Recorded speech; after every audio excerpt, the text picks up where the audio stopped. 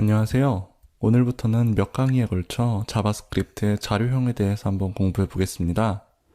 우선 저번 시간 강의를 생각해 보죠. 우리는 변수를 선언하고 초기화해서 사용하는 것까지 배웠습니다.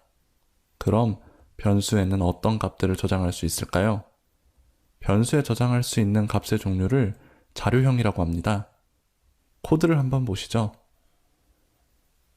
변수 A는 100, B는 3.14, C는 안녕하세요, D는 A. 모두 변수를 선언하고 초기화하는 겁니다. A, B라는 변수에는 숫자를 저장해 주었고요. C, D 변수에는 문자열을 저장해 주었습니다. 자바스크립트의 변수에는 우리가 저번에 실습했던 것처럼 숫자 자료형과 문자열 자료형을 저장할 수 있습니다. 각각 넘버 타입, 스트링 타입이라고 하고요. 이 외에도 밑에 EF라는 변수를 보시면 true와 false라는 값이 저장된 것을 보실 수 있습니다. 명제에서 참 거짓에 해당하는 true, false를 나타내는 불린 자료형인데요. 프로그램을 작성하다 보면 어떤 조건이 참인지 거짓인지를 판단하게 됩니다. 불린 타입은 그 조건이 만족하는지를 참 거짓으로 나타내는 자료형이고요. 이를 각각 true, false로 나타내게 됩니다. 이 외에도 좀 더 복잡한 자료형인 객체, 즉 오브젝트를 변수에 저장할 수 있는데요. 오브젝트에 대해서는 다음에 강의에서 다루도록 하겠습니다. 오늘은 변수에 넘버, 스트링, 불린이라는 자료형을 저장할 수 있다는 것을 기억해주세요. 그럼 마지막으로 타입 오브라는 명령어에 대해서 한번 알아보겠습니다. 타입 오브는 그 뒤에 따라오는 괄호 안에 들어있는 변수가 어떤 자료형인지 알려주는 명령어입니다. 제가 밑에 코드에 각각의 A, C, E 변수와 타입 오브 명령어를 사용해서 A라는 변수의 타입, C라는 변수의 타입, E라는 변수의 타입을 콘솔에 찍는 프로그램을 작성해 주었고요. 이 파일을 lecture04.js로 저장해 주었습니다. 그리고 index.html 파일에서 스크립트 태그를 통해 lecture04.js 파일이 로드되도록 하였고요. 이제 이 index.html 파일을 브라우저에 로드해서 프로그램의 실행 결과를 확인해 보도록 하겠습니다. 드래그해서 끌어오면 밑에 개발자 도구에 실행된 코드의 결과를 보실 수가 있고요.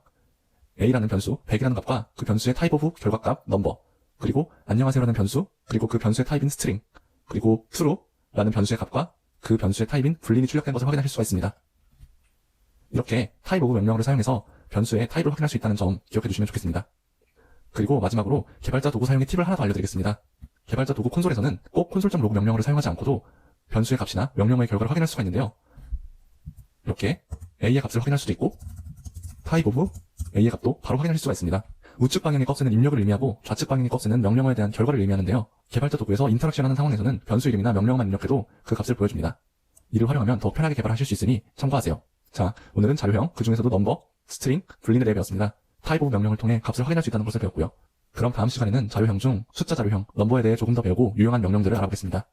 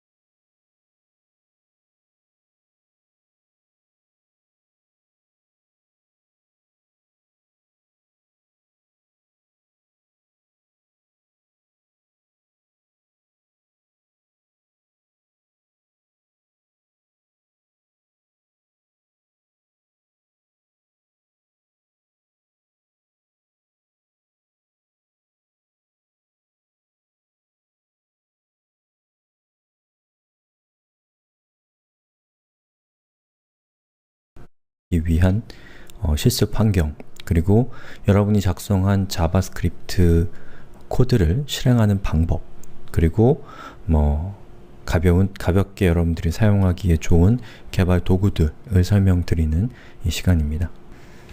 자, 우선 제가 앞선 오리엔테이션 수업에서 설명드린 것처럼 이 자바스크립트라고 하는 이 기술은 브라우저에서만 사용되는 것이 아니고 서버, 그리고 서버뿐만 아니라 뭐 구글 앱스 스크립트, 기타 등등의 여러 가지 환경에서 그 환경을 프로그래밍적으로 제어하기 위한 수단으로서 사용되고 있는 언어이기 때문에 우리 수업은 기본적으로 자바스크립트라는 그 언어 자체에 초점을 맞추고 있습니다. 그렇기 때문에 다소 중립적인 성격을 갖고 있긴 하지만 어쨌든 간에 우리 수업이 진행되기 위해서는 결국에는 자바스크립트를 실행시켜야 돼요. 그래서 실행시키기에 가장 간편하면서 또 자바스크립트가 시작된 그 말하자면 발상지라고 할 수 있는 이 웹브라우저를 이 자바스크립트의 실습 환경 또 개발 환경으로 사용을 할 겁니다. 하지만 그렇다고 우리 수업이 웹브라우저를 제어하기 위한 방법으로서 자바스크립트에 대한 수업은 아니라는 거 다시 한번 기억을 해주시기 바라고요. 자, 우선 저는 크롬 웹브라우저를 쓸 겁니다. 여러분들 어떤 웹브라우저를 쓰건 상관은 없지만 저랑 똑같은 환경을 사용하시는 것이 아무래도 좀 편리할 거니까요. 그 점 참고하셔서 여러분들이 진행하시면 되겠고요.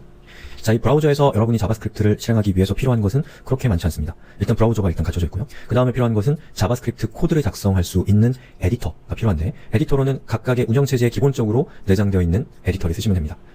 윈도우면 메모장, 그리고 OS X, 맥을 쓰신다면 텍스트 에디트, 우분투와 같은 리눅스를 쓰신다면 그 각각의 우분투와 같은 리눅스 머신에 기본적으로 들어있는 텍스트를 편집할 수 있는 에디터면 어떤 것이든 상관없습니다. 자, 우선 윈도우를 기준으로 설명을 드리고 그 다음에 OS X, 이 맥을 쓰시는 분들 대상으로 어떻게 파일을 작성하는 거 설명을 드린 다음에 리눅스 분은 설명 안 드릴게요. 왜냐하면 이분들은 잘 아실 분들이니까요. 자, 우선 메모장을 켰고요. 그리고 여기에다가 코드를 작성하는데 이거는 공통입니다. 어떤 운영체제를 쓰건 간에 우리 생활 코딩에 있는 내용을 카피 앤 페이스트해서 더블 클릭하시면 전체 선택이 되고요. 거기서 윈도우는 컨트롤 C를 누르시면 되겠죠. 이 내용을 이렇게 복사해 줍니다. 자, 그럼 여기에 있는 부분 중에 자, 제가 붉은색으로 표시하는 부분은 HTML 부분입니다. 자바스크립트 부분만 붉은색으로 표시할게요. 자, 여기 자바스크립트라고 되어 있는 것 안쪽에 들어있는 얼럿, 제가 빨간색으로 표시한 부분 있죠? 저기가 자바스크립트고 이것 바깥쪽에 있는 이 내용과 이 내용들은 다 HTML의 내용입니다. 기본적으로 브라우저 위에서 동작하는 자바스크립트는 HTML 위에서 동작하기 때문에 기본적으로 HTML 코드가 필요하고요. 이 코드는 별로 의미는 없습니다. 이게 HTML 문서라는 의미만 갖고 있는 것이고 중요한 것은 바로 이 부분이에요. 그래서 제가 앞으로 자바스크립트 실습을 한다고 하면 자, 여기 스크립트라고 되어 있는 이것 안쪽에다가 여기에다가 자바스크립트를 위치시키시면 되겠습니다. 자, 그럼 이렇게 작성을 했으면 제가 파일로 들어가서 저장 버튼을 누르고, 저장은 저는 여러분도 자신의 컴퓨터에 적당한 디렉토리를 만드시고 앞으로 그 디렉토리에다가 여러분이 작성한 자바스크립트 예제 파일들을 거기다가 저장하시면 되겠죠. 자, 저는 이렇게 생긴 디렉토리에다가 setup.4646이라는 폴더에다가 이 파일을 저장하겠습니다. 자, 이 폴더 이름 그대로 따라하지 않으셔도 됩니다. sample.html이라고 작성합니다. 그 다음에 파일 형식이 중요한데요. 텍스트 문서로 하지 말고 모든 파일로 하셔야 됩니다. 만약에 텍스트 파일로 되어 있으면 저장되면 이렇게 뒤에 텍스트가 붙습니다.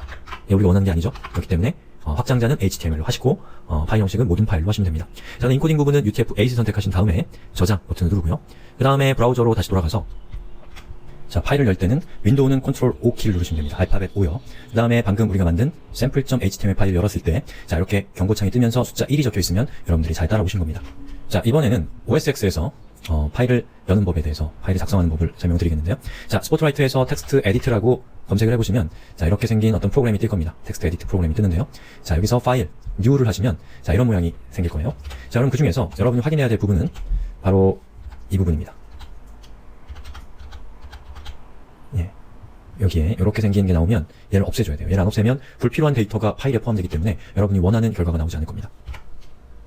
자, 어떻게 하면 되냐면 포맷이라는 메뉴로 가서 make 이번 동영상은 실행 방법과 실습 환경 마지막 동영상이고요. 제가 지금까지 여러분들에게 예제를 보여드릴 때 여러분한테는 메모장 텍스트 에디트를 쓰라고 해놓고 저는 얄밉게 좀 다른 툴을 써왔습니다. 자, 이거는 서브라임 텍스트라고 하는 이 도구이고요. 이러한 카테고리에 해당되는 도구가 하는 일은 여러분이 코드를 작성하게 해주는 에디터라고 불리는 그러한 도구입니다. 자, 그 도구도 여러 가지 종류가 있어요. 자, 이러한 도구를 보통 에디터라고 하는데 지금 보고 계신 이 서브라임 텍스트보다 더 많은 기능을 가지고 있는 여러 가지 개발에 필요한 도구들을 마치 백화점처럼 다 가지고 있는 그런 도구를 통합 개발 도구, Integrated Development Environment라고 해서 IDE라고 부릅니다. IDE. 그래서 이 IDE는 보통 규모가 크고 아주 복잡한 프로그램이고 여러분이 코딩을 작성하는 데 있어서 필요한 이 도움을 주는 여러 가지 기능들을 다 가지고 있는 그런 도구들을 보통 IDE라고 합니다. 자, 그런데 어떠한 도구를 쓸 것이냐 그거는 여러분이 선택하는 거고요. 무조건 기능이 많은 도구가 다 좋은 건 아닙니다. 기능이 많으면 많은 대로 여러분이 그 기능을 파악하는데 많은 시간이 걸리고 또 기능이 많은 것에 비례해서 비쌀 수도 있고 또는 무거울 수도 있습니다. 그래서 적당한 규모 또 적당한 사용성을 갖춘 도구를 잘 선택하실 필요가 있고요. 지금 보고 계신 이 도구는 서브라임 텍스트라고 하는 에디터고 최근에 이 많은 인기를 얻고 있는 에디터입니다. 근데 단점이 있다면 유료라는 단점이 있지만 여러분이 기본적으로 뭐 한 시간에 한 번 정도 구입하라는 메시지가 뜹니다. 그럼 거기서 구입을 하시면 안 뜨고, 구입을 안 하면 뭐 다음 한 시간 뒤에 한 번 더 뜨고 이렇게 되는데, 그럼에도 불구하고 써볼 만한 가치가 충분히 있는 그런 도구고, 일단은 가볍고, 그리고 여러 가지 확장 기능들이 있어서 여러분들이 이 코딩을 하는 데 있어서 여러 가지 도움을 받을 수 있는 그러한 에디터입니다. 자, 이거에도 여러 가지 좋은 에디터들이 많기 때문에 자신에게 맞는 에디터를 잘 선택하시면 되겠고요. 자, 저는 일단 요거를 사용을 하겠다라는 겁니다. 자, 그럼 서브라임 텍스트에 대한 수업을 지금 할 거냐? 그렇진 않아요. 여기서 서브라임 텍스트 수업까지 하면 너무 얘기가 길어지기 때문에 저 생활 코딩에 있는 수업 중에, 자, 위에 있는 요걸 클릭하면 전체 수업을 볼 수가 있습니다. 자, 그 중에서 자, 개발 도구라고 적혀 있는 부분에 서브라임 텍스트가 있을 겁니다. 자, 이거를 클릭하시면 보시는 것처럼 서브라임 텍스트에 대한 이 수업을 볼 수가 있고요. 여기에 적당한 자신의 운영체제에 맞는 버전을 선택하셔서 설치하는 법을 보시고, 그리고 여기 있는 기능들을 적당히 보시고, 안 봐도 됩니다. 여기 있는 기능 보다가 여러분들이 3000% 빠질 수가 있기 때문에 일단은 설치만 하시고 나머지 부분은 제가 소개해드린 대로 따라오시면 될 거예요. 자, 여기서 수업을 마치면 조금 아쉽죠. 3분밖에 안 지났는데. 그래서 제가 약간의 잔소리를 조금 더 하면, 여러분들이 프로그래밍을 하는 데 있어서 도구라는 것은 대단히 중요합니다. 프로그래밍이라고 하는 것은 그것 자체가 어떠한 도구를 만드는 일이기 때문에 여러분들이 좋은 도구를 선택한다는 것은 아주 중요한 일인 거죠. 그래서 우리가 보통 이 건설 현장에서 사용하는 여러 가지 도구들 있죠. 포크레인, 삽 이런 것들이 있는데, 멀리서 봐도 삽과 포크레인 중에 무엇이 더 효용이 좋은가? 무엇의 효용이 더 큰가는 분명합니다. 포크레인의 효용이 더 크죠. 그렇기 때문에 사람들은 포크레인이 더 좋다는 걸 금방 알 수 있어요. 자, 그런데 이 개발에서 사용하는 도구들은 어떻게 보면 정신적인 것이기 때문에 그 도구가 좋은지 안 좋은지는 아는 사람은 알고 모르는 사람은 전혀 알 수가 없습니다. 그렇기 때문에 여러분들이 개발 도구라고 하는 것은 본인이 신경을 써서 직접 챙기지 않으면 계속 나쁜 도구를 쓸 수밖에 없어요. 그런데 현실에서 포크레인과 삽과의 어떤 생산성의 차이보다 훨씬 더 큰 생산성의 차이를 이 개발 도구들은 보여줍니다. 뿐만 아니라 어떤 개발의 한계 라고 하는 부분에서도 매우 중요한 의미를 갖는데요. 여러분이 어떤 개발 도구를 잘 쓸 수 있다는 것은 어떻게 보면 인간의 인지가 도달할 수 있는 한계를 개발 도구의 힘을 빌어서 더 극복할 수 있는 그러한 여지가 있는 겁니다. 그렇기 때문에 좋은 개발 도구를 선택한다는 것은 여러분들이 좋은 코드를 작성하는 것만큼이나 중요한 일이기 때문에, 여러분이 개발자라고 한다면 좋은 도구를 찾는 노력을 게을리해서는 안 됩니다. 자, 그런데 좋은 도구는 이런 측면이 있어요. 예를 들면 삽이 있고 포크레인이 있을 때, 자, 삽은 여러분이 1분만 배우면 쓸 수 있습니다. 그런데 포크레인은 한 달 또는 면허 같은 걸 해야 되면 2달, 3달 이렇게 배워가지고 해야 되는 것이죠. 즉 생산성이 좋은 도구들은 그 도구를 잘 사용하기 위한, 그 도구가 갖고 있는 그 강력함을 견제하기 위한 다양한 수단들이 존재하기 때문에, 여러분들이 어떠한 도구를 접했을 때 그 도구를 접하는 그 도구를 익히는 마음은 그 도구의 효용이 좋을수록 여러분들이 그 도구를 사용하기 위해서 충분한 시간과 마음의 여유를 확보하고 그 도구를 접하셔야 된다는 겁니다. 그렇지 않으면 배우기만 하면 좋을 거라는 생각 때문에 너무 쉽게 지쳐버릴 수가 있기 때문에 그렇습니다. 자, 이렇게 해서 제가 도구에 대해서 여러 가지 잔소리를 좀 늘어났는데요. 여러분들 좋은 도구 선택하는 거를 게을리하지 않으셨으면 좋겠다는 뜻에서 제가 이런저런 말씀을 드린 거니까요. 여러분들 좋은 도구 사용하셔서 재밌게 개발하시길 바랍니다.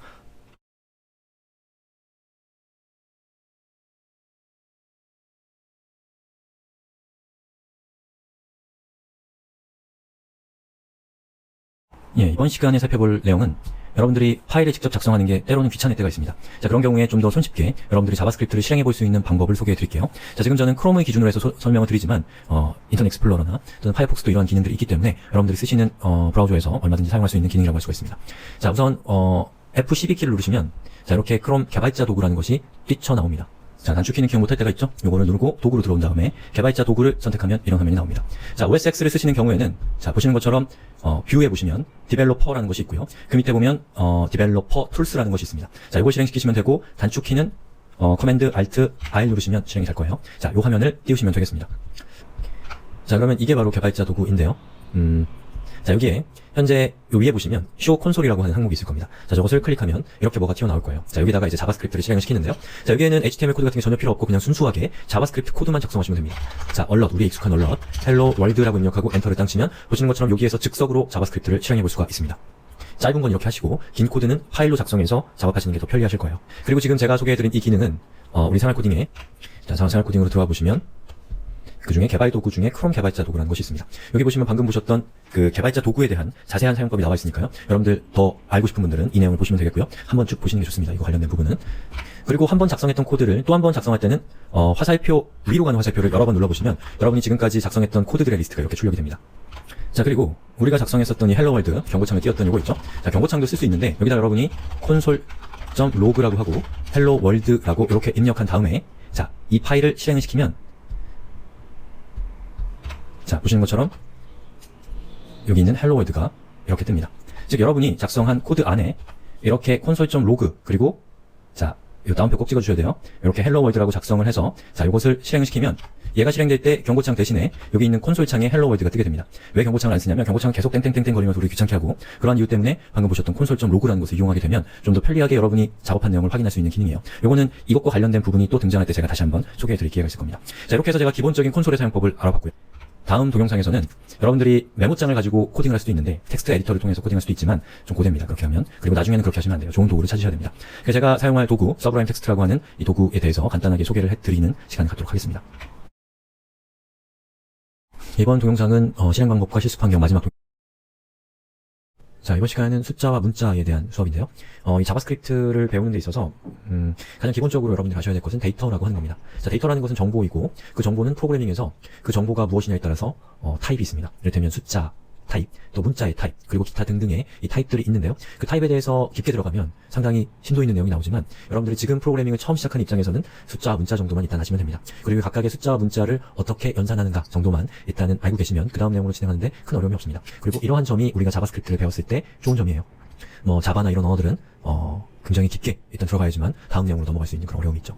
자, 에디터를 켰는데요. 이 에디터에서 여기 뷰를 하시면 사이드바에 자, 하이드 사이드바 또는 쇼 사이드바가 있을 건데요. 만약에 여기 있는 사이드바가 없으면 자, 뷰에서 쇼 사이드바를 클릭하셔서 이게 나오게 하시면 됩니다. 자, 이건 일종의 파일 관리자라고 할 수가 있는데요. 자, 여기에 아무것도 없는 상태일 거예요. 자, 그러면 어떻게 하면 되냐면 자, 여기에 있는 툴스로 들어오셔서 이제 프로젝트로 들어와서 add folder to project를 해서 여러분이 현재 진행하고 있는 그 프로젝트를 여기다가 추가하시면 됩니다. 디렉토리, 여러분이 작업하실 디렉토리를 추가하시면 돼요. 자, 저 같은 경우는 요 수업이라고 하는 디렉토리 밑에 있는 자바스크립트라는 저 디렉토리에 제가 지금부터 작업하게 될 내용들을 추가할 거기 때문에 이렇게 선택을 한 다음에 폴더 선택을 하면 보시는 것처럼 저 폴더와 그 폴더 밑에 있는 파일들이 이렇게 쭈루룩 들어옵니다. 그럼 이제부터 여러분들 파일을 그냥 여기서 쉽게 만들어서 추가하고 변경하고 이런 작업들을 할 수가 있습니다. 자, 여기에서 제가 새로운 폴더를 만들 때는 오른쪽 클릭을 한 다음에 뉴 폴더를 해서 여기다가는 넘버, 자, 이거 이렇게 됐죠? 자, 넘버 그리고 스트링 언더바, 그리고 저는 여기 제 끝에 있는 4647번 저건 그냥 제가 구분하기 위한 거니까 여러분들 따라하실 필요는 없습니다. 자, 이렇게 해서 디렉토리를 만들었고요. 여기에 이제 파일을 추가할 때는 오른쪽 클릭해서 뉴 파일에서 이렇게 untitled라고 하는 내용이 나오죠. 여기서 컨트롤 S를 누르면 파일을 저장할 수 있는 화면이 뜨고요. 여기에다가 demo1.html이라고 이렇게 적어주시면 됩니다. 자, 그 다음에 이 서브라임 텍스트와 같은 이런 에디터를 사용하게 되면 여러분들이 자주 사용하는 작업들을 얘가 미리 알고 있어요. 그래서 HTML이라고만 입력하고 이 상태에서 탭키를 누르시면 보시는 것처럼 HTML의 기본적인 템플릿이 기본적인 샘플이 짠 하고 만들어집니다. 여러분들은 바로 바디로 들어가서 여기다가 스크립트라고 쓰고 탭키를 누르시면 이렇게 자동으로 완성이 돼요. 그리고 이렇게 중간에 갈라서 여기다가 자바스크립트 코드를 작성하시면 되는 겁니다. 자, 보시는 것처럼 경고창 그리고 1이라고 작성을 했습니다. 자, 그러면 여기서 여러분들이 지금 하는 것이 무엇이냐면 자, 여기 있는 요 alert 그리고 제가 괄호를 쳤고요. 그리고 거기다가 숫자를 적었고 괄호를 입력했습니다. 그리고 이렇게 세미콜론을 적었는데 자, 이 중에서 여러분들은 자, 제가 여기서 이렇게 잘 안 보이죠? 자, 지금 제가 노란색으로 네모로 표시하는 이 부분은 여러분들에게 현재 문법적으로는 미지의 영역입니다. 예, 뒤에서 함수라는 것을 배울 건데 그 함수에서 이것이 무엇인지 설명을 할 거기 때문에 이것의 문법적인 궁금증을 가질 필요가 없어요. 중요한 것은 alert 괄호 열고 괄호 닫고 세미콜론 그 사이에다가 우리가 어떠한 값을 주면 그 값은 이것이 경고창이기 때문에 경고창이 뜨면서 거기에 이 괄호 안에 들어가 있는 값이 표시된다라는 사실만 이해하시면 됩니다. 그래서 우리가 공부를 하는 과정에서 사실 이 지식이라는 것이 순서를 가지고 전달되긴 하지만 언제나 그 순서에 따라서만 얘기할 수 있는 것은 아니에요. 그래서 제가 여기 여러분들에게 보여드리고 있는 HTML이라는 것 역시도 지금 여러분들의 입장에서는 그냥 미지의 영역이에요. 예. 모르는 걸로 일단 내버려둬도 되는 영역이라는 겁니다. 아시겠죠? 제가 수업하는 부분은 바로 여기 있는 숫자라고 하는 것이 무엇인가를 설명하는 것이기 때문에 거기에 집중하셔야 된다는 얘기입니다. 자, 그걸 잘하는 사람들이 좀 덜 괴롭게 공부를 하는 거죠. 자, 저는 그걸 잘 못하는 사람이고요. 자, 그 다음에 방금 작성한 파일을 열어보겠습니다. 자, 윈도우는 컨트롤 O, 맥을 쓰신다면 커맨드 O를 누르시면 될 거예요. 자, 여기서 자바스크립트로 가서 넘버 스트링 4647이라는 폴더로 간 다음에 demo1.html을 열면 보시는 것처럼 경고창이 뜨는데 자, 경고창이 뜨는 이유는 바로 여기 있는 이 코드 때문에 경고창이 뜨는 거죠. 자, 우리는 숫자를 처음으로 사용을 했습니다. 숫자라는 형태의 데이터 형식을 처음으로 사용을 한 거예요. 자, 이러한 숫자는 뭐라고 부르냐면 정수라고 부릅니다. 자, 이 정수라는 말 자바스크립트에서는 그렇게 중요하진 않습니다. 여러분이 자바나 이런 언어를 쓴다면 중요한 말이에요. 자, 정수는 보통 0을 기준으로 해서 1, 2, 3, 4와 같은 자연수 그리고 0 그리고 마이너스 1, 마이너스 2, 마이너스 3 쭉쭉쭉. 자, 이런 숫자들을 정수라고 부르죠. 예. 정수는 그냥 여러분이 숫자를 쓰시면 되고요. 만약에 여러분이 실수를 쓰고 싶다. 1.1. 그러면 이렇게 작성하시면 됩니다. 자, 그러면 자, 실수는 뭐냐면 0부터 1. 자, 0 이렇게 있으면 2.0이 있고 여기는 마이너스 2.0이 있어요. 즉 실수는 기본적으로 점이 붙어있는 소수점이 존재하는 숫자를 실수라고 하는데, 좀 더 엄격한 정의는 사실 0과 2 사이에는 1.0뿐만 아니라 여기에는 뭐가 있을 수 있나요? 0.5가 있을 수 있죠. 그리고 0.5와 0 사이에는 또 0.222 뭐 이런 숫자가 있을 수가 있습니다. 실제는 우리 현실을 반영하는 수라고 할 수가 있는데, 현실에서는 이런 길이가 있으면 이 길이 안에 수많은 숫자들이 존재할 수가 있는 것이 바로 현실이죠. 바로 그 현실을 반영한 수가 실수이고, 이 정수라고 하는 것은 소수점이 아니라 0, 1, 2 이렇게 딱 떨어지는 그런 숫자들을 우리가 보통 정수, 실수 이렇게 부릅니다. 자, 그래서 이 자바스크립트에서는 여러분들이 그냥 단순히 1.1이라고 적어주면 이거는 실수가 되고요. 그리고 1이라고 적어주면 정수가 됩니다. 자, 그런 이유로 인해서 이 자바스크립트에서 정수가 무엇이냐, 또 실수가 무엇이냐 라고 하는 그 정의 자체는 그렇게 중요하지 않아요. 그냥 숫자는 이렇게 쓴다. 1로도 쓸 수 있고 1.111 이렇게 쓸 수도 있다는 거야. 그리고 이런 것들을 포괄적으로 자바스크립트에서는 그냥 넘버라고 부릅니다. 자, 어떻게 보면 자바스크립트부터 시작하신 분들한테는 뭐 너무 당연한 일인데, 기존에 다른 언어를 쓰시는 분들한테는 이건 조금 엄격한 언어를 쓰시는 분들한테는 이 자바스크립트 같은 언어들의 어떤 형식이 좀 낯설게 느껴질 수가 있습니다. 오히려.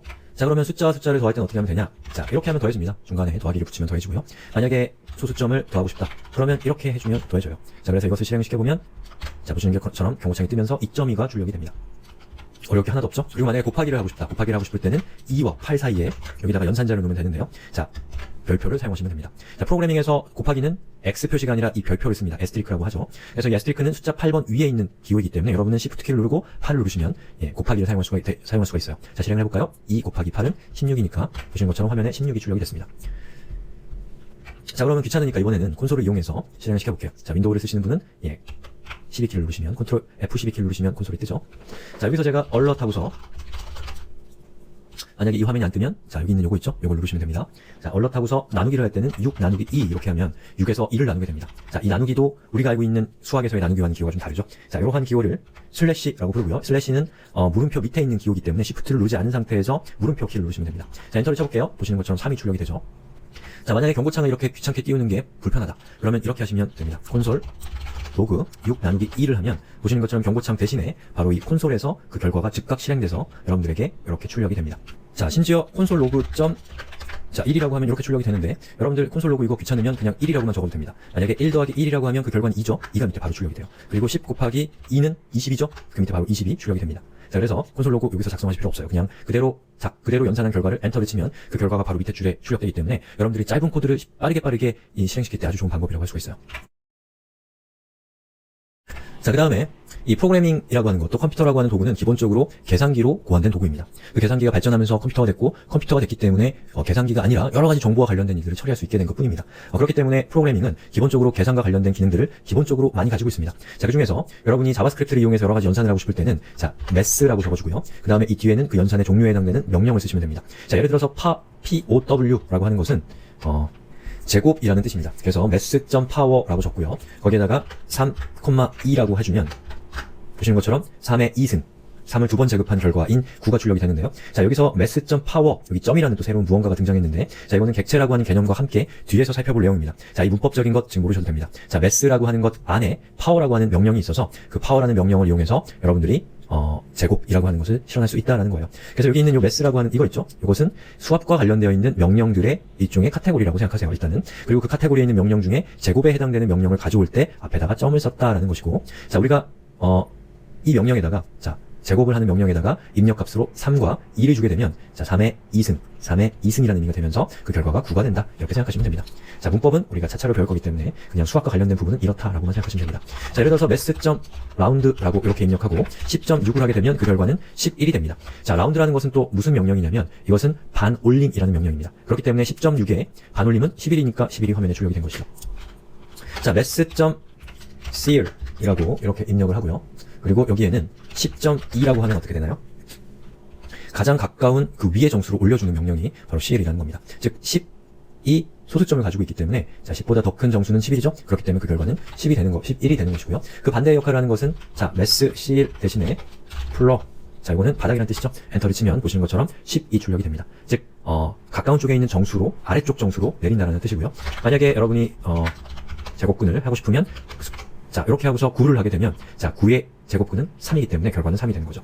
만약에 여러분이 난수, 즉 랜덤한 숫자를 원한다. less random이라고 하고, 자, 이렇게 하면 할 때마다 값이 바뀌는 것을 볼 수가 있어요. 근데 소수점이죠. 소수점이기 때문에 여러분이 만약에 곱하기 100을 한다. 100 곱하기 이렇게 하면 그 결과는 숫자 100보다 작은 임의의 숫자, 난수를 얻을 수가 있게 됩니다. 왜냐? 이 매스 랜덤을 통해서 만들어진 값은 보시는 것처럼 1보다 작은 숫자이기 때문에 저것을 어떤 수에 곱하게 되면 그 수보다 작은 숫자가 이렇게 출력이 됩니다. 자, 그리고 보시는 것처럼 자, 여기 있는 요것의 결과는 숫자죠. 그렇기 때문에 자, 제가 이렇게 표시하는 이 부분은 최종적으로 숫자로 바뀌는 부분입니다. 그래서 그 숫자 곱하기 앞에 있는 숫자를 곱한 결과가 나오는 것이기 때문에 이런 식으로 연산을 해줄 수가 있어요. 자, 근데 만약에 여러분들이 이 소수점이 나타나는 것이 좀 지저분하다. 그래서 반올림을 하고 싶다. 그러면 이렇게 계산된 결과에서 이 뒤에 있는 세미콜론은 일단 빼주시고 그 앞에다가 매스.점 라운드, 반올림하는 게 라운드예요. 라운드라고 하고 뒤로 이렇게 닫아주고 세미콜론을 한 다음에 엔터를 치면 보시는 것처럼 실행할 때마다 다른 숫자가 나오는데 소수점이 없습니다. 자, 여기서 중요한 것은 자, 여기 있는 요 문법 시시콜콜하게 다 할 필요는 없지만 자, 여기 있는 이만큼이 결과적으로 어떠한 임의의 숫자를 만들고 그것을 곱하기 해서 100을 하게 되면 100보다 작은 숫자를 만들게 되는데 그게 소수점을 가지고 있기 때문에 우리는 이것을 이렇게를 하나의 세트로 묶어서 그것을 매스 라운드라고 하는 자, 이 명령의 괄호 안에 넣어주게 되면 자, 라운드라는 것은 반올림을 해주는 거기 때문에 자, 여기 제가 이렇게 표시한 여기서 나온 임의의 숫자는 소수점을 갖고 있기 때문에 그것을 이 안에 넣어놨기 때문에 반올림된 정수값이 화면에 출력되게 된다는 겁니다. 자, 이렇게 해서 기본적으로 숫자를 제어하는 방법에 대해서 제가 소개를 해드렸는데요. 지금 제가 소개해드린 이 랜덤 매스 라운드, 그리고 이 안에 어떠한 이것을 안에 넣고 빼고 이런 거 있잖아요. 이런 거 지금 몰라도 됩니다. 우리가 뒤에서 함수라고 하는 자바스크립트의 구체적인 문법을 살펴볼 때 이게 무엇인지에 대해서 아주 상세하게 살펴볼 거기 때문에 지금 그냥 이걸 보시고 이해가 간다? 그냥 저렇게 쓰면 되는 거구나 싶은 분들은 축하드리고요. 도대체 뭔가 미심적인 것들이 계속 남는 분들 계시죠? 걱정하실 필요 없어요. 우리가 뒤에서 배울 거에서 당분간 이 얘기 나오지 않으니까요. 그래서 이 프로그래밍을 공부하시는 분들 중에 두 가지 부류가 있습니다. 한쪽 부류는 애매한 것에 관대한 사람들. 그냥 이런 거 보면 그냥 편안하게 넘어가시는 분들이 있습니다. 그리고 또 한쪽의 부류는 애매한 것에 엄격한 분들. 이런 분들은 뭔가 이해가지 않는 것이 조금만 있어도 거기에 머물러 있기 때문에 진도가 더 이상 나가지 않아요. 자, 근데 처음에 공부하실 때는 애매한 것에 좀 관대하신 분들이 쉽게 따라오고 마음 편하게 따라오게 됩니다. 자, 그런데 또 애매한 것에 엄격한 분들이 나쁘기만 한 거냐? 그렇진 않아요. 그분들은 또 엄격한 것을 원하고 또 엄격한 체계를 세우는 것을 좋아하시기 때문에 뒤에서 강합니다. 뭔가 튼튼하고 이 견고한 체계를 만드는데 강점이 있기 때문에 버그 없고 그리고 거대한 무언가를 만드는 데서 뒷심을 발휘해요. 그런데 문제는 앞에서 포기하기가 쉽다는 겁니다. 그렇기 때문에 여러분들 잘 자신의 성향을 잘 조율하셔서 뒤에 나오는 나머지 수업도 잘 따라오시기 바랍니다. 자, 이번 시간에는 문자에 대해서 살펴볼 건데요. 숫자와 문자, 이것은 여러분들이 가장 많이 사용하는 데이터 형식이라고 할 수가 있습니다. 자, 그럼 문자는 어떻게 자바스크립트에서 표시하느냐 하면 이거 중요합니다. 이거 아주 문법적인 측면인데요. 자, 여기다가 제가 demo2라는 파일을 만들게요. 자, demo2 demo2.html 그 다음에 html 탭하고 스크립트라고 한 다음에 여기다가 이제 작성을 하기 시작하는 거죠. 자, alert 하고서 여러분이 문자를 작성할 때는 꼭 이렇게 하셔야 됩니다. 큰 따옴표와 큰 따옴표 사이에다가 여러분의 문자를 넣으셔야 돼요. 자, 예를 들어서 코딩 every body라고 이렇게 입력하고요. 그럼 제가 이걸 한번 실행시켜 볼까요? 자, 이 뒤에다가 숫자 2로 바꿔서 실행시키면 화면에 이렇게 출력이 되죠. 자, 이제부터 콘솔을 쓰겠습니다. 자, 그러면 만약에 여러분이 자, alert 하고서 이번에는 자, 이렇게 했어요. 차이점은 뭔가요? 차이점은 자, 여기에서는 작은 따옴표를 썼다는 겁니다. 자, 실행시켜보죠. 자, 실행이 잘 됐죠? 그리고 큰 따옴표를 쓴 거예요. 실행이 잘 되죠? 근데 만약에 자, 큰 따옴표로 시작했고 작은 따옴표로 닫아주게 되면 어떻게 되는지 한번 살펴볼까요? 자, 보시는 것처럼 신텍스 에러라는 메시지가 뜹니다. 자, 신텍스라는 것은 문법이고요. 문법 에러가 발생되었다.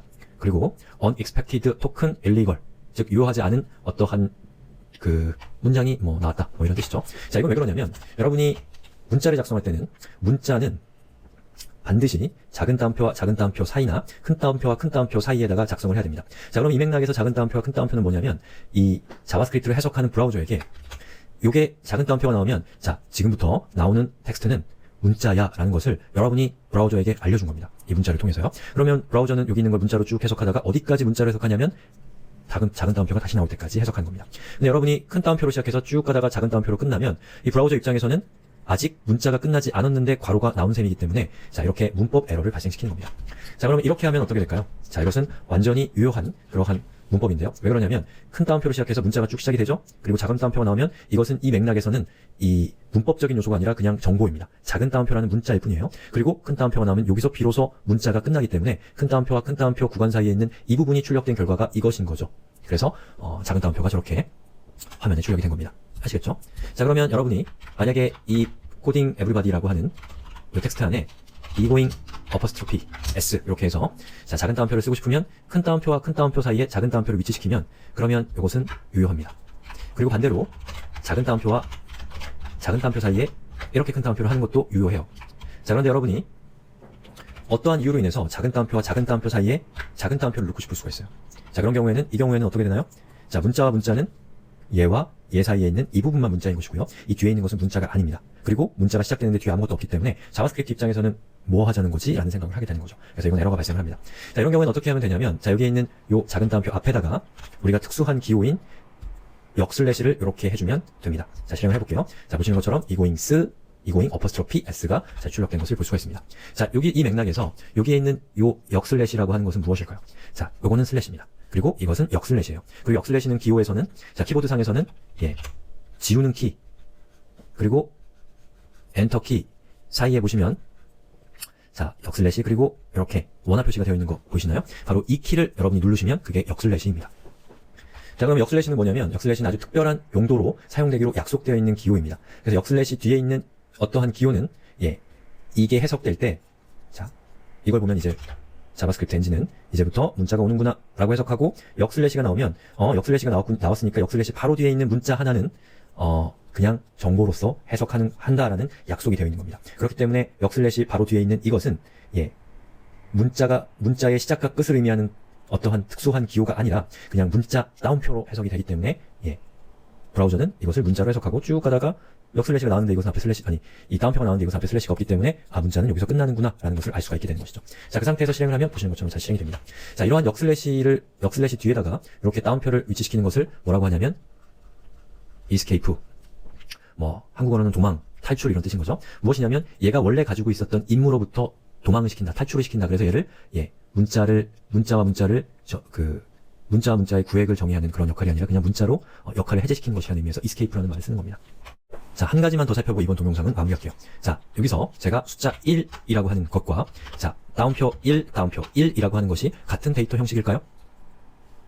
숫자 1과 따옴표로 묶여있는 숫자 1은 같은 데이터 형식일까요? 다른 데이터 형식입니다. 자, 숫자만으로 이루어져 있는 이 기호에 아무것도 붙어있지 않은 것은 숫자 데이터 타입입니다. 그런데 숫자라고 하더라도 그 앞뒤에 따옴표가 붙어있으면 그것은 문자가 됩니다. 그러면 이것이 숫자이고 문자인지는 어떻게 알 수 있냐? 바로 타입 오브라고 하는 명령을 통해서 알 수 있는데요. 타입 오브 뒤에다가 여러분들이 궁금한 데이터 형식을 이렇게 적어주게 되면 1이라는 숫자가 넘버라고 하는 것을 우리한테 알려주는 겁니다. 만약에 이것을 따옴표로 묶고 엔터를 치면 자, 스트링이라고 나오죠. 제가 앞에서 설명드렸어야 되는데 깜빡했는데요. 이 자바스크립트에서 자, 이러한 형식의 데이터, 이거 문자잖아요. 문자라는 표현을 쓰지 않고 문자열이라는 표현을 씁니다. 그리고 영어로는 스트링이라고 부릅니다.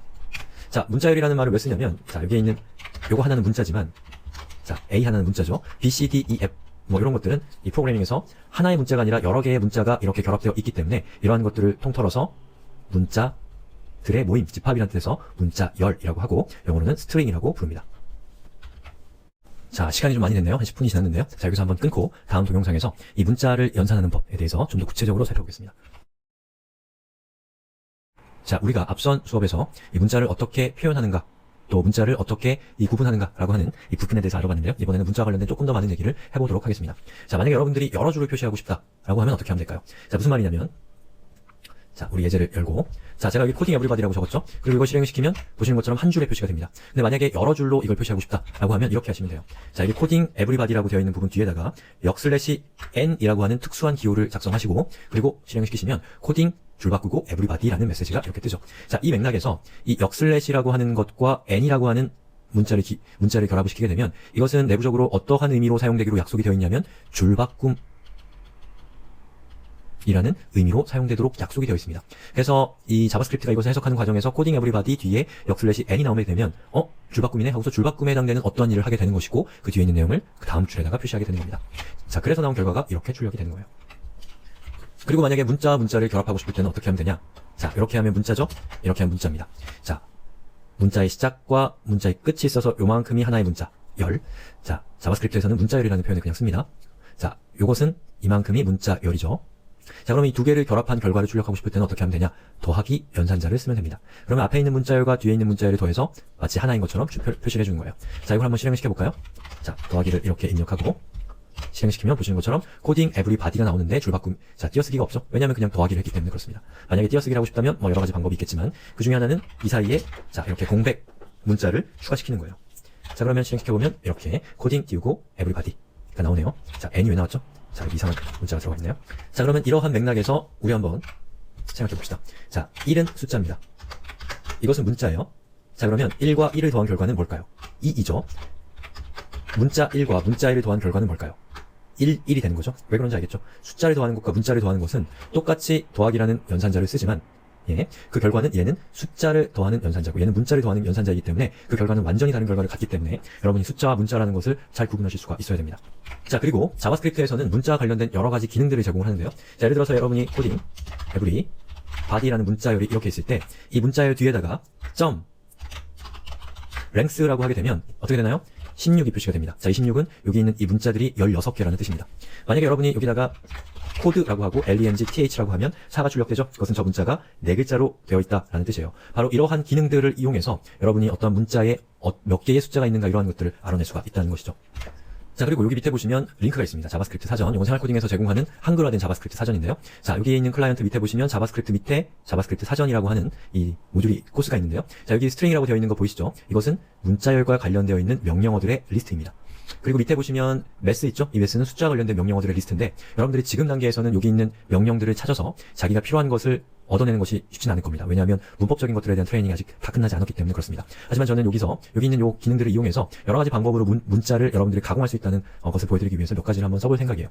자, 여기 index of라고 되어 있는 것을 클릭해서 들어가 보면 자, 이 index of라는 것은 자, 문자를 앞에 두고 점을 찍고 index of라고 한 다음에 괄호 열고 여러분이 찾는 어떠한 데이터를 이렇게 입력한다 라고 되어 있고 괄호를 닫는다고 되어 있습니다. 자, 이 뒤에 있는 이렇게 대괄호 이렇게 되어 있는 것은 사용하지 않아도 된다는 뜻입니다. 자, 그래서 제가 여기서 만약에 code.index of 그리고 c라고 하고 엔터를 치면 숫자 0이 나오죠. 5를 치면 1이 나옵니다.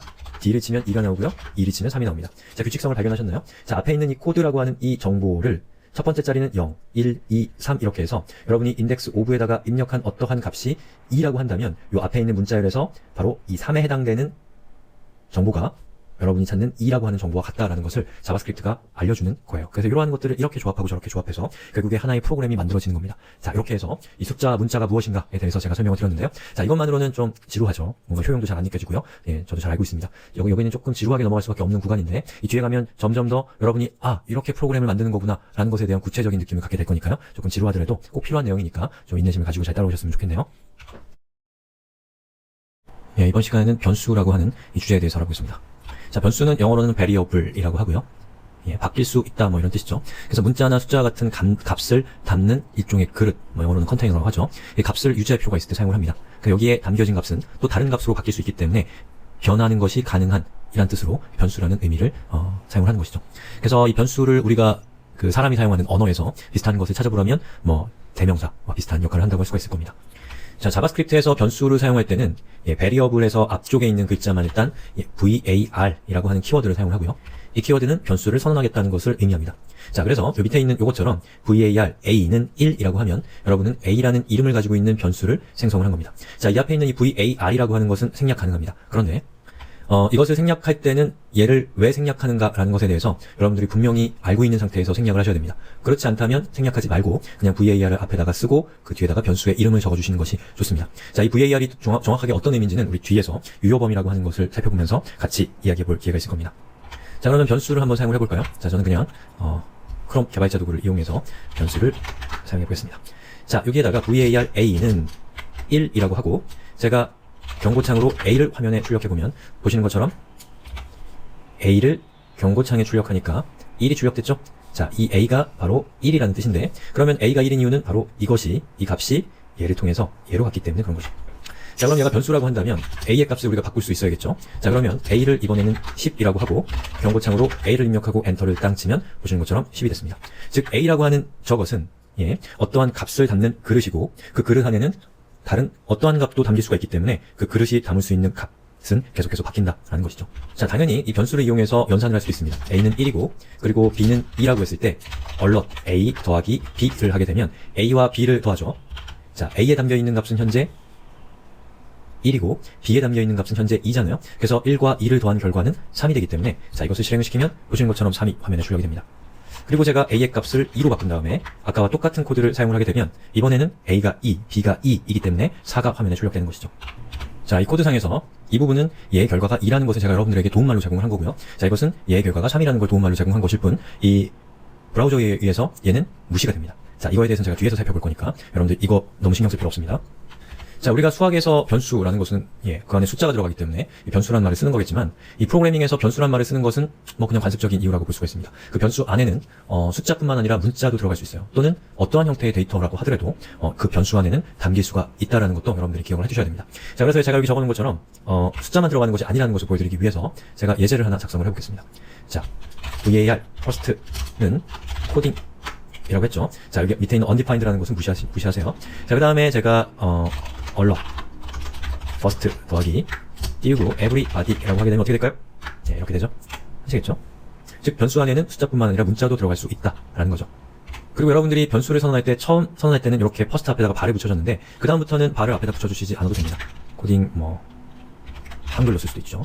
자, 그 다음에 똑같은 코드를 실행을 하면 한글로 코딩 뒤에 everybody가 출력이 됩니다.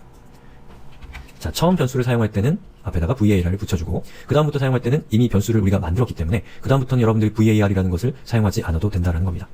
그리고 var을 이 키워드를 쓰는 게 좀 귀찮으시면 이렇게 하는 것도 방법입니다.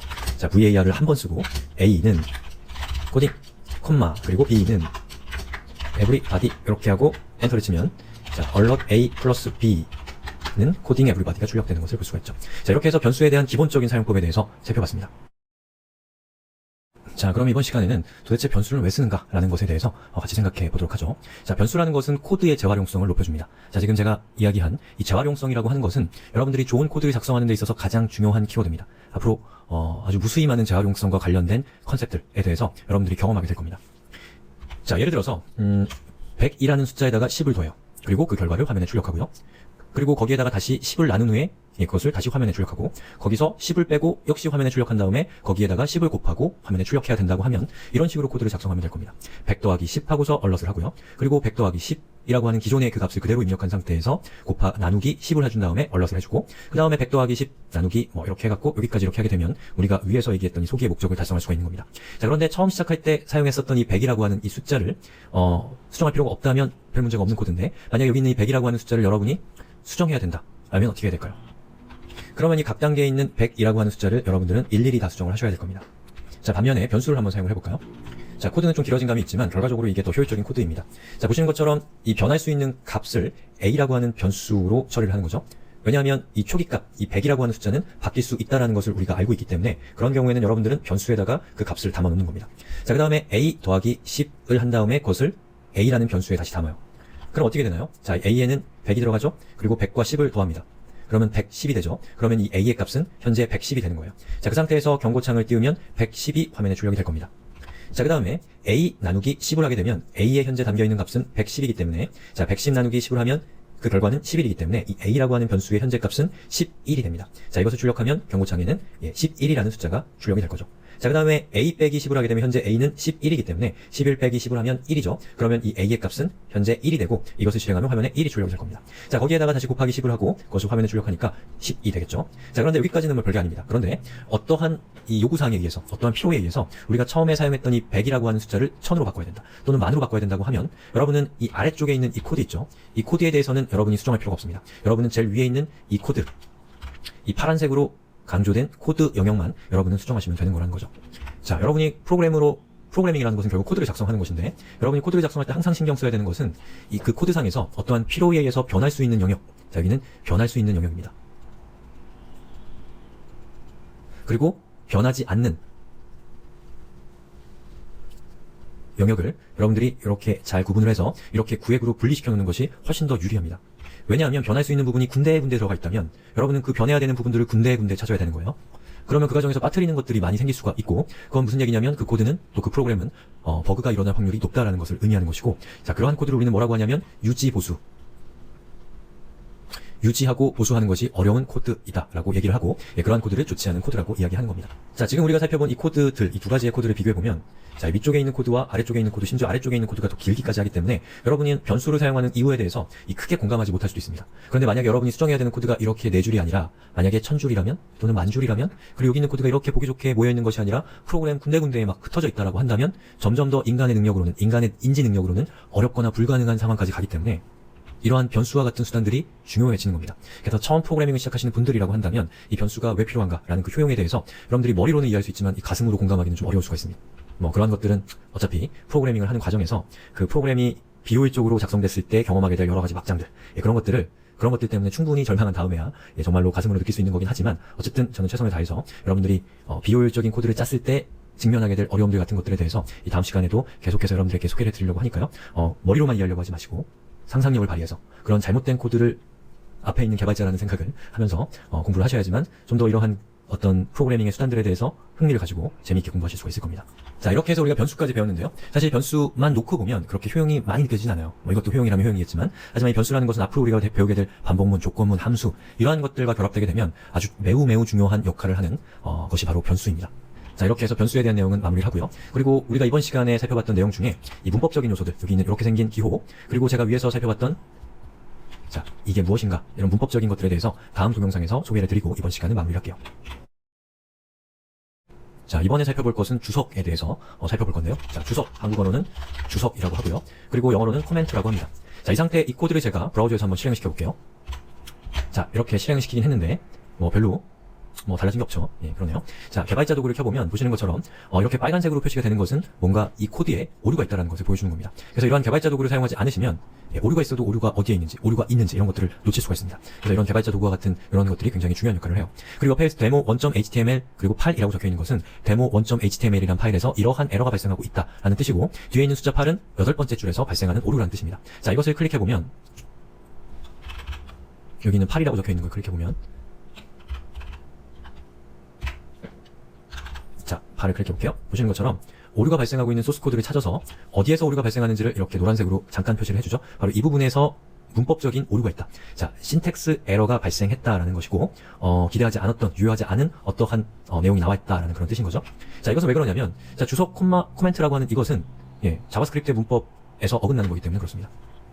자, 그러면 이 에러를 없앨 수 있는 방법은, 자, 이 코드에서 주석 슬래시 요 코멘트라고 적혀 있는 거 앞에다가 이렇게 슬래시를 2개를 써주는 겁니다. 그럼 보시는 것처럼 이 에디터가 색깔을 바꿔주죠. 자, 이 회색으로 표시되는 이것은, 자, 여기서부터 여기까지가 주석이라는 것을 보여주는 에디터의 기능입니다. 자, 이 색깔은 다를 수 있습니다.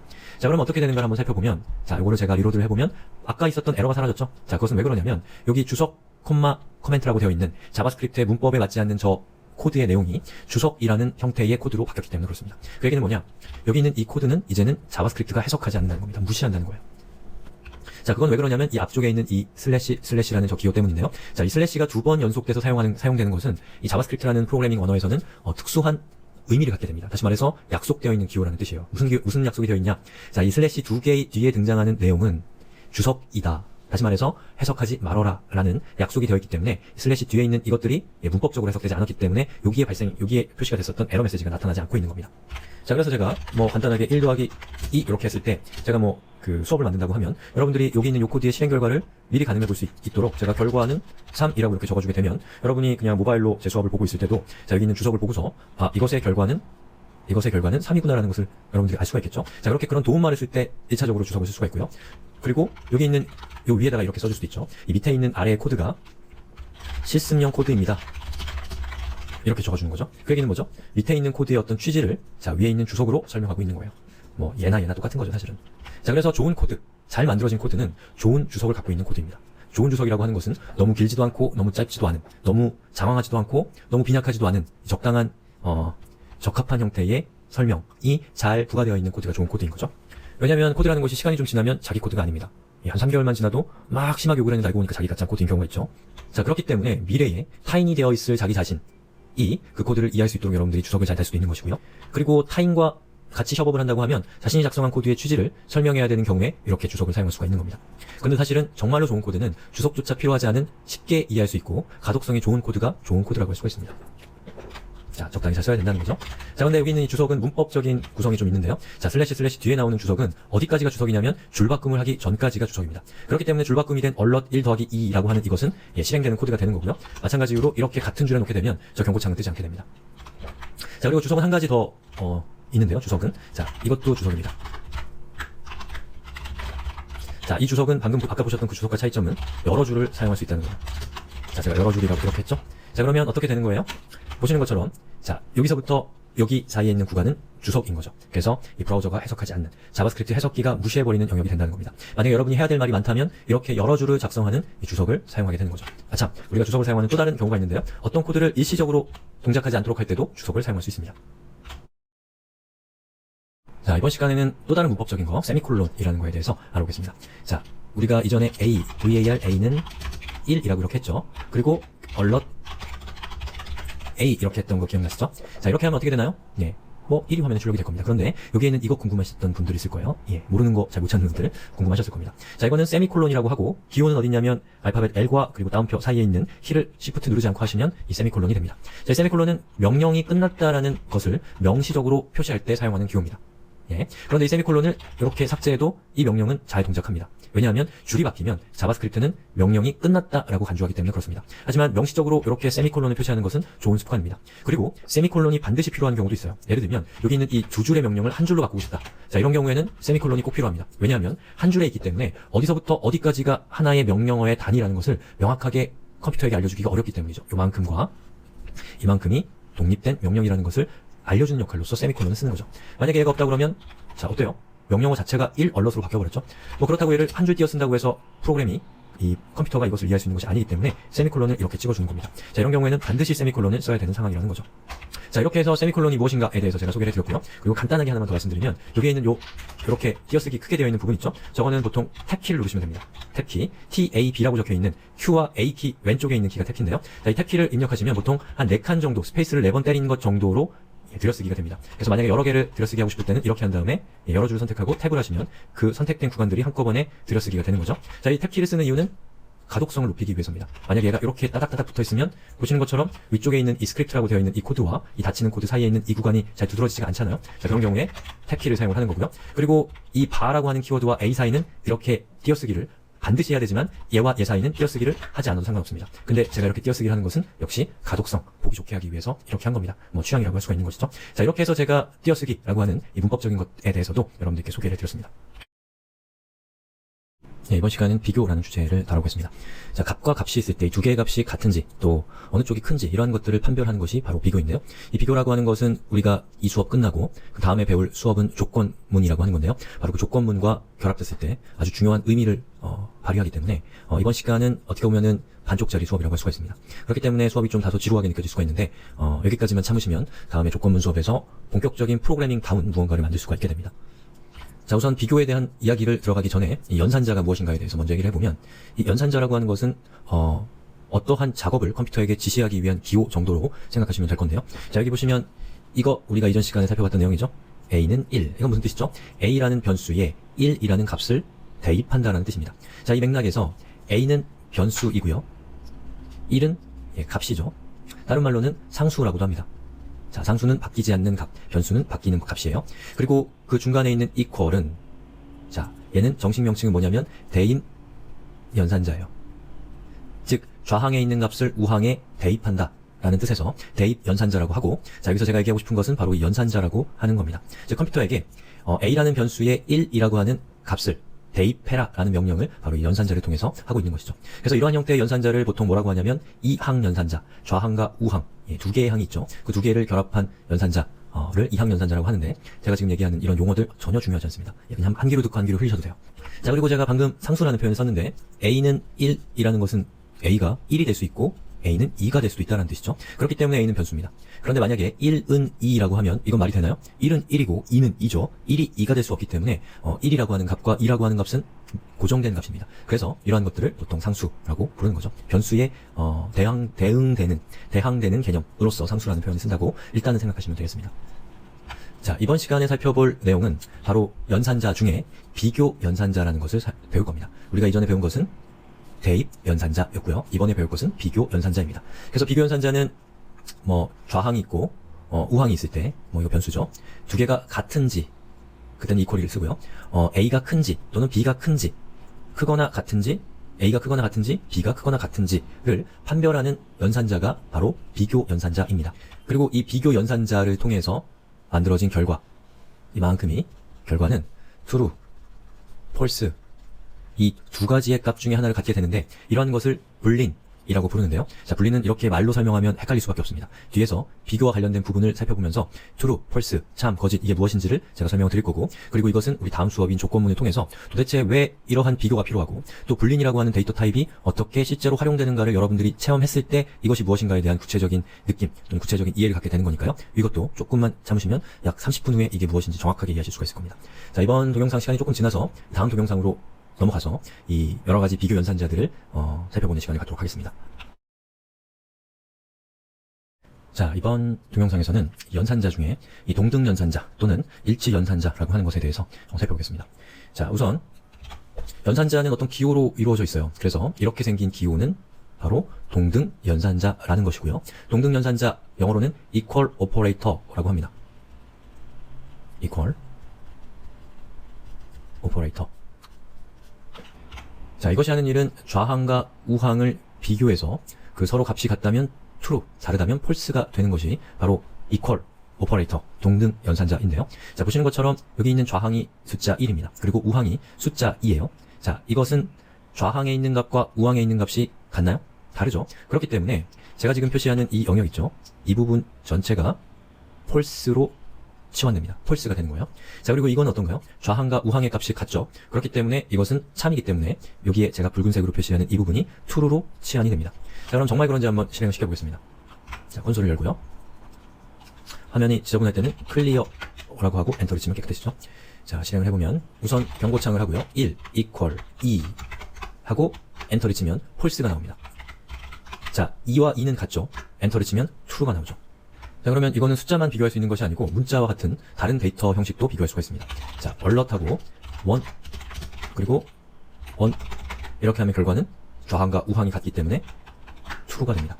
자, 근데 만약에 우항을 true로 하면 보시는 것처럼 좌항과 우항의 값이 다르기 때문에 false가 된다는 거죠. 자, 이런 걸 왜 도대체 하는지는 조건문에서 정확하게 이해하실 수가 있기 때문에 지금 그냥 조건문을 배우기 위한 지식을 축적하는 단계라고만 일단 생각해 주시면 됩니다. 자, 여기서 한 가지 조심하셔야 될 거는 여기 보면 equal이 두 번 들어간다는 겁니다. 예. 보세요. A는 1과 A equal 1. 이 두 가지는 같을까요? 다르죠.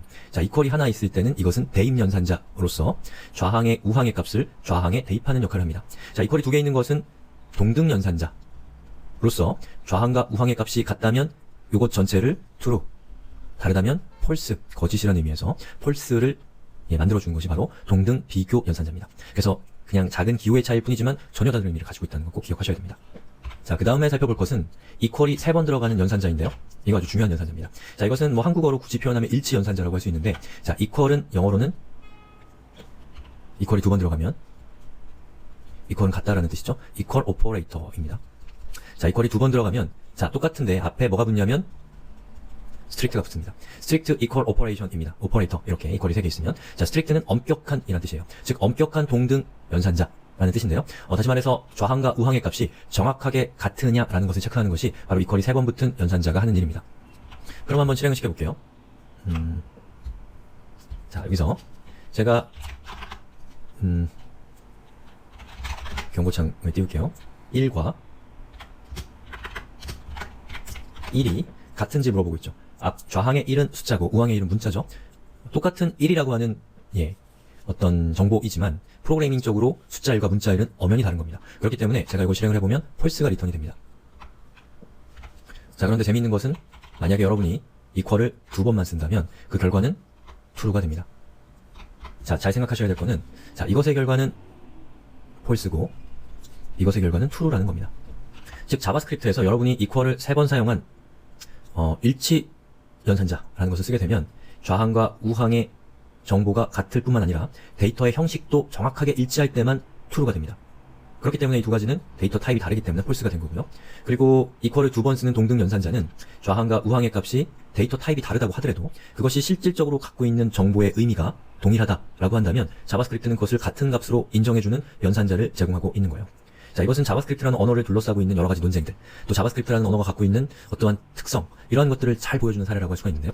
일반적으로 또 전통적으로 프로그래밍에서 어떠한 데이터라고 하는 것은 매우 엄격한 대상입니다. 엄격하게 바라보는 대상이에요. 그래서 같은 정보, 같은 의미를 갖고 있다 손 치더라도 데이터의 타입, 데이터의 형식이 다르다면 그것은 전혀 다른 데이터로 취급하는 것이 프로그래밍의 일반적인 어떤 뭐랄까요, 정서였고 정서라고 할 수 있습니다. 그런데 자바스크립트나 PHP 같은 언어는 보시는 것처럼 같은 의미를 갖고 있다면 그냥 같은 거라고 인정해주는 그러한 기능을 제공을 하고 있어요. 자, 이러한 이유로 인해서 데이터의 형식이라고 하는 것은 상당히 복잡한 주제일 수 있습니다. 처음 프로그래밍을 시작하시는 분들에게요. 자, 그런 분들이 실수로 1이라고 하는 숫자와 1이라고 하는 문자를 비교했을 때 이 두 가지는 같은 거라고 간주하는 것, 이것은 사실 프로그래밍 처음 시작하시는 분들한테는 대단히 편리한 일일 수 있습니다. 마치 사람처럼 숫자 1이나 문자 1이나 똑같이 어떤 1이라고 하는 개념으로 받아들인다는 것이죠. 그런데 결과적으로 말씀드리면 프로그램이 커지는 과정에서 지금 단계에서 설명드리긴 조금 힘들긴 하지만 이런 식으로 비슷하면 같은 것으로 간주하는 이러한 형식의 어떤 연산, 이것은 그 프로그램이 버그를 발생시키기 쉬운 상황을 만들어냅니다. 즉 조그만 프로그램을 만들 때는, 많은 프로그램을 만들 때는 그 프로그램을 만드는 사람이 프로그램 전체의 흐름이나 이런 것들을 다 이해하고 있기 때문에 자, 이러한 것들은 큰 문제가 되지 않아요. 오히려 편리한 겁니다. 그런데 만약에 아주 거대한 프로그램을 만들어요. 그럼 그 거대한 프로그램에 수많은 요소들이 있을 건데 사실 그 요소 중에 작은 부분이라도 문제가 생기면 그 프로그램 전체가 무너질 수 있고, 그 소프트웨어가 많은 사람의 삶에 영향을 미치는 소프트웨어고 아주 심각한 분야에서 사용되는 소프트웨어라고 한다면, 이를테면 뭐 전동차를 움직이는 그러한 소프트웨어거나 또는 뭐 달 착륙선에 사용되는 소프트웨어거나, 자, 이러한 형태의 심각한 일을 수행하는 소프트웨어라고 한다면 그러한 문제가 아주 중요한 심각한 결과를 초래할 수가 있기 때문에 이렇게 비슷하면 같은 거로 처리하는 이러한 문법은 좋은 거라고 할 수는 없습니다. 그래서 몰라서 이걸 쓰는 것은 뭐 그럴 수 있지만, 여러분이 이 두 가지 연산자의 차이를 알게 된 이 시점에서는 여러분은 약 한 90% 정도의 주장을 담아서 이것보다는 이것을 사용하실 것을 강력하게 추천해 드립니다. 이거는 사용하지 마세요 라고 얘기할 만큼 이걸 사용하는 것이 중요합니다. 왜냐하면 프로그래밍에서는 실제로 데이터 타입이 다른 것은 다른 데이터이기 때문입니다. 그러면 이걸 쓰게 되면 코딩하는 과정에서 자꾸 에러가 날 겁니다. 이 두 가지가 다른 데이터 타입이기 때문에. 그러면 그 에러가 여러분이 코드를 작성하는 시점에서 발견될 수 있는 것이 훨씬 더 바람직한 거예요. 나중에 여러분이 그냥 프로그램이 동작은 하고 있는데 나중에 동작하고 있는 도중에 문제가 발생하는 것과 여러분이 코드를 작성해서 확인하는 과정에서 문제를 발견하는 것 중에 어떠한 것이 더 좋냐면, 코드를 작성할 때 문제를 발견하는 것이 훨씬 더 좋은 겁니다. 동작하고 있을 때 문제가 발견되면 그거는 심각한 문제가 되는 거니까요. 자, 그래서 뭐 이런저런 제가 말씀을 드렸는데요. 이 두 가지의 연산자는 이러한 차이가 있다라는 것 꼭 기억해 두셔야 됩니다. 자, 이렇게 해서 이퀄이 2개 있는 것과 3개 있는 것의 차이점을 설명드렸고, 여러분들한테 3개 있는 비교 연산자를 꼭 쓰시라고 말씀을 드렸습니다. 자, 우리 저번 시간에 살펴봤던 내용에 이어서 동등 연산자와 일치 연산자, 이 두 가지가 어떤 차이점을 갖고 있는지에 대해서 조금 더 심화된 내용을 한번 살펴보겠습니다. 자, 여기 보시면 null과 undefined라는 이 두 개의 값을 비교하고 있어요. 자, null이라는 것은, 이것은 아주 특수한 형식의 데이터인데요. 저것은 값이 없다라는 뜻입니다. 그리고 undefined는 값이 정의되지 않았다라는 뜻이에요. 자, 여기에다가 제가 변수 a를 이렇게 선언했습니다. 자, 저런 걸 선언이라고 해요. 변수 a를 사용하겠다라고 컴퓨터에게 알려준 겁니다. 자, 그러면 그 상태에서 제가 a를 얼럿을 해보면 undefined가 뜹니다. 자, define은 정의되다라는 뜻이죠. un이 붙어 있으면 정의되어 있지 않은 이란 뜻이에요. 자, 그 얘기는 뭐냐면 a라고 하는 변수가 존재하긴 하는데 그 안에 어떠한 값도 현재 들어있지 않다라는 뜻입니다. 그런 경우에 여러분이 변수를 호출하면 undefined가 뜹니다. 자, 그런데 만약에 여러분이 변수를 만들 때 null이라고 하게 되면 얼럿 a를 하면 null이 뜹니다. 자, 이 null이라고 하는 것은 값이 없다라는 뜻이에요. 자, undefined는 값이 정의되어 있지 않은 이란 뜻이고, null이라는 것은 값이 없는 이란 뜻이에요. 정의되지 않은 것과 값이 없는 이라고 하는 것은 의미론적으로 봤을 때는 대충 비슷한데 아주 미세한 하지만 아주 중요한 차이가 있습니다. 자, undefined라는 것은 그냥 값이 없다라는 뜻이에요. null이라는 것은 값이 없는데 프로그래머가 자신이 의도해서 거기에 값이 없는 상태를 의도적으로 부여한 것이 null이라고 할 수가 있습니다.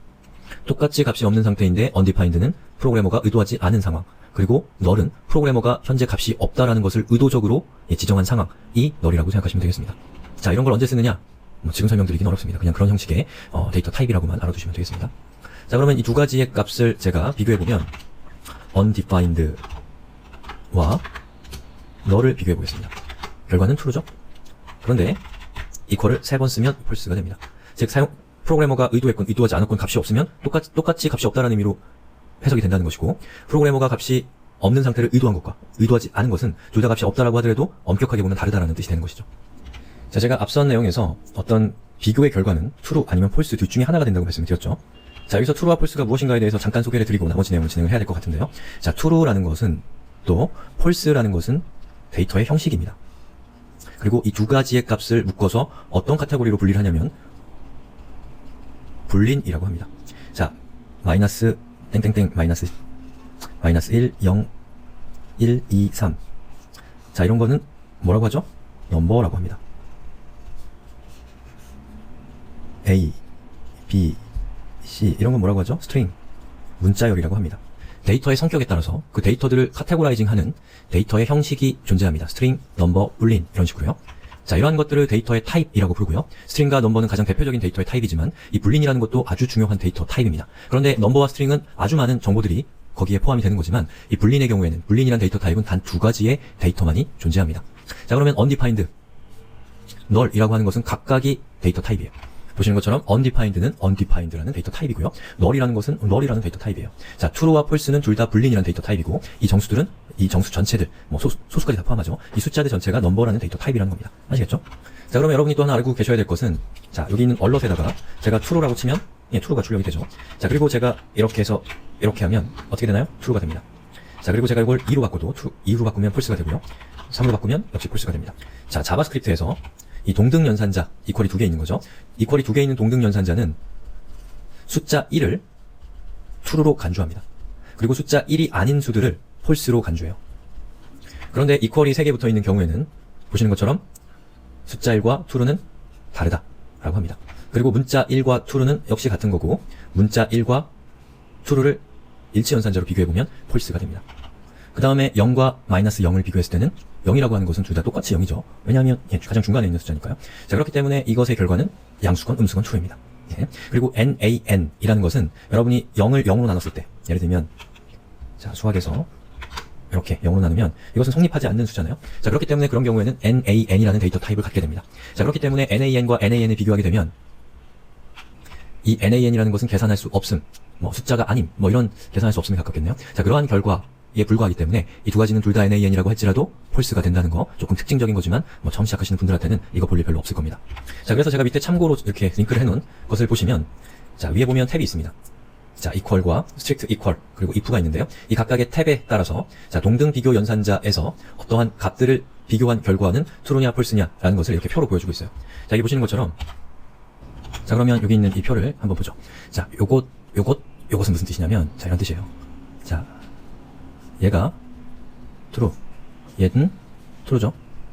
그리고 얘는 equal이죠. 그러면 이만큼의 결과는 녹색이란 뜻은 얘가 true라는 얘기예요. 그래서 만약에 이 부분은 무슨 뜻이냐면 자, 이쪽이 true가 아니라 false가 들어가는 거죠. 근데 얘는 흰색이죠? 그러면 얘는 false라는 얘기입니다. 자, 그렇게 해서 표를 만든 거예요. 여기 있는 거 하나씩 쭉 읽어보셔도 좋아요. 그런데 뭐 지금 단계에서 이거 다 외울 필요는 전혀 없습니다. 자, 그렇게 해서 계산한 결과인데요. 어때요? 뭔가 분포가 되게 랜덤한 느낌이 좀 들죠? 물론 전체적으로 같은 데이터의 형식을 비교할 때는 예, true가 나온다는 거 이 선을 통해 알 수 있지만 여기는 그렇지 않죠. 자, 그런데 equal이 3개 있는 예, strict equal 오퍼레이터를 살펴보면 보시는 것처럼 깔끔하게 이렇게 선이 이어집니다. 그 얘기는 뭐냐면 같은 의미 또 같은 데이터 타입인 경우에만 true가 되기 때문에 그렇습니다. 자, 이러한 점 때문에 저는 프로그래밍에서 여러분들이 이걸 쓰는 것보다는 이것을 쓰는 것을 권장드립니다. 왜냐하면 이해하기가 너무 쉬워요. 예? 같은 것만 같다라는 거죠. 그런데 얘를 쓰게 되면 어떻게 되나요? 보시는 것처럼 일단 기본적으로 같은 건 같은데 같지 않은 것조차도 같게 인정하는 경우들이 너무나 많습니다. 그 얘기는 무슨 뜻이냐면 여러분들이 이걸 잘 쓰시려면 이 예외적인 케이스들을 다 기억하고 있어야 된다는 거예요. 그럴 자신이 없으면 equal을 쓰시면 안 되고 equal 3개짜리를 쓰셔야 된다는 얘기입니다. 아셨죠? 자, 그 다음에 살펴볼 것은 느낌표라는 기호입니다. 자, 느낌표는 보통 부정을 의미해요. 예. 그래서 여러분이 1과 2를 비교하면 그 결과는 뭐죠? false죠. 그런데 여기에 있는 이 equal 대신에 느낌표를 이렇게 사용하시면 그러면 그 결과는 false의 반대인 true가 됩니다. 그리고 보시면 1과 1은 같잖아요. 그렇기 때문에 동등 비교로는 얘는 true지만 그렇기 때문에 느낌표가 붙어있기 때문에 그 결과가 역전되기 때문에 얘는 false가 됩니다. 그 밑에 거는 뭐 설명 안 드려도 될 것 같고요. 갑자기 목이 잠겼네요. 자, 이걸 언제 쓰냐? 프로그래밍 코딩 하다 보면 이게 편리할 때가 있습니다. 예, 지금 그 케이스를 제가 설명드린 거는 의미가 없기 때문에 이런 게 있다 정도만 알고 계시면 됩니다. 아주 중요한 내용이라고 볼 수는 없어요.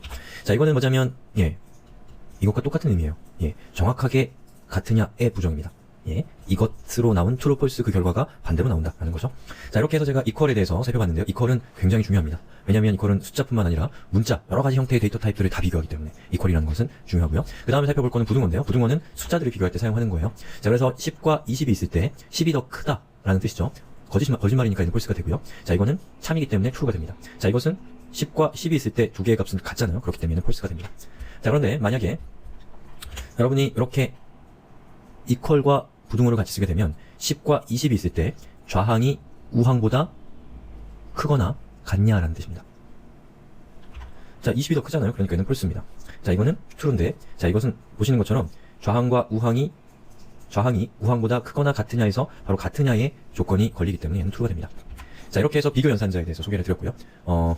비교 연산자는 우리가 뒤에서 살펴볼 조건문의 전초정 같은 겁니다. 그렇기 때문에 비교 연산자만으로는 별로 가치가 없고, 여러분들 이게 왜 배우는지 좀 지루하게 느껴질 수가 있습니다. 자, 다음 시간 아주 중요한 수업이기 때문에 마음의 준비 잘 하시고 다음 시간 조건문에서 뵙겠습니다. 자, 이번 시간에 조건문에 대해서 공부를 하겠습니다. 자, 조건문은 우리 수업에서 가장 중요한